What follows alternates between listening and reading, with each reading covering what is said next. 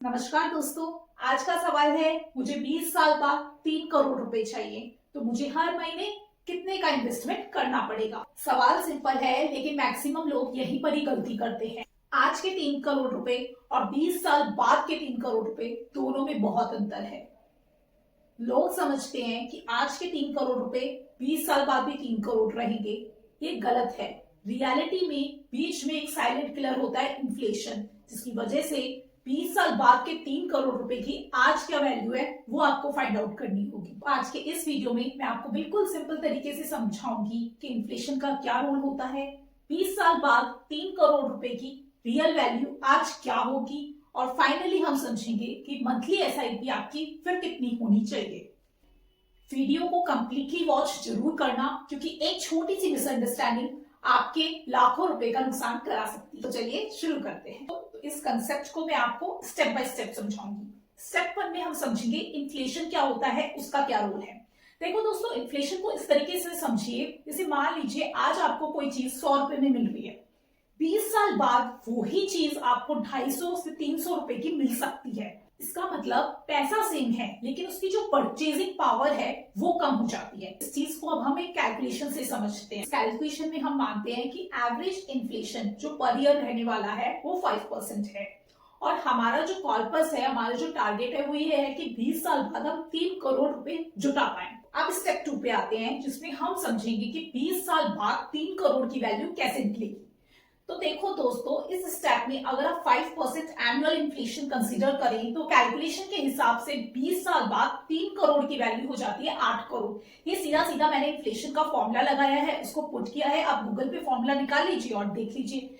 तो 3 करोड़ की वैल्यू 20 साल बाद होगी 8 करोड़।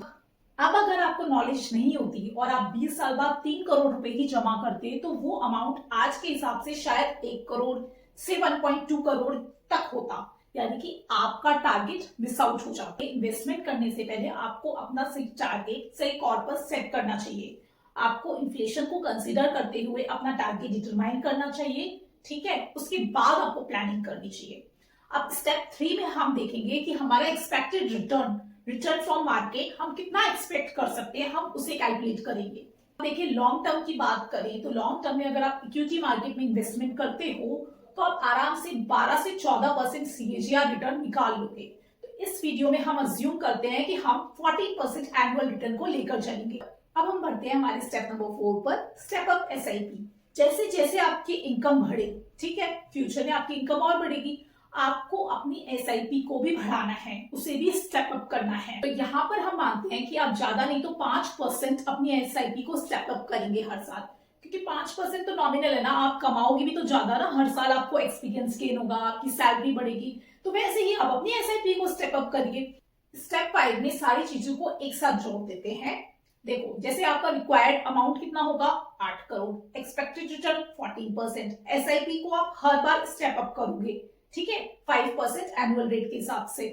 टाइम पीरियड 20 इयर्स, जो कि अच्छा लॉन्ग टर्म विजन है आपका। तो इस हिसाब से आपकी जो मंथली एसआईपी है वो कैलकुलेटर के हिसाब से आएगी 45,500 रुपीज। तो अगर आप हर महीने 45,500 रुपीज इन्वेस्ट करते हो, उसे 5% स्टेप अप करते हो, 20 साल तक करते हो, और आपको मोटा मोटी 14% रिटर्न मिल जाता है सीएजीआर, तो 20 साल में आपके पास 8 करोड़ रुपए का कॉर्पस इकट्ठा हो जाएगा। वो 8 करोड़ की कीमत आज की तारीख में 3 करोड़ होगी। तो इस तरीके से आप लोग अपनी प्लानिंग करिए, अपनी फाइनेंशियल प्लानिंग को इस तरीके से करिए ताकि आप अपने टारगेट को मीट कर लें।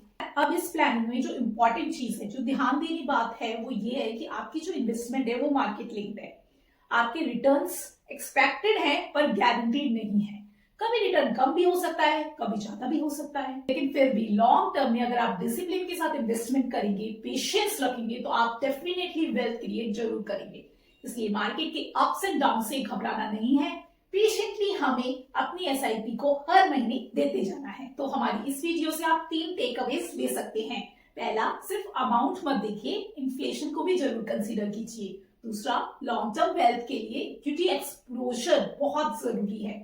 तीसरा, एसआईपी स्टेप अप आपका सबसे बड़ा पावरफुल वेपन हो सकता है। तो दोस्तों, अगर आपका भी सपना है फाइनेंशियल फ्रीडम का, कंफर्टेबल रिटायरमेंट का और फैमिली के साथ सिक्योर फ्यूचर का, तो आज से ही राइट प्लानिंग, राइट एसआईपी और राइट डिसिप्लिन के साथ शुरू कर दीजिए। अगर आपको ये वीडियो हेल्पफुल लगा हो, यूजफुल लगा हो तो लाइक करिए, चैनल को सब्सक्राइब कीजिए और इस वीडियो को अपने दोस्तों के साथ शेयर कीजिए। This is me C Ankita Pulewal signing out. मिलती हूँ आपसे अगले वीडियो में ऐसे ही फाइनेंशियल एक्सपेक्ट के साथ। Good bye.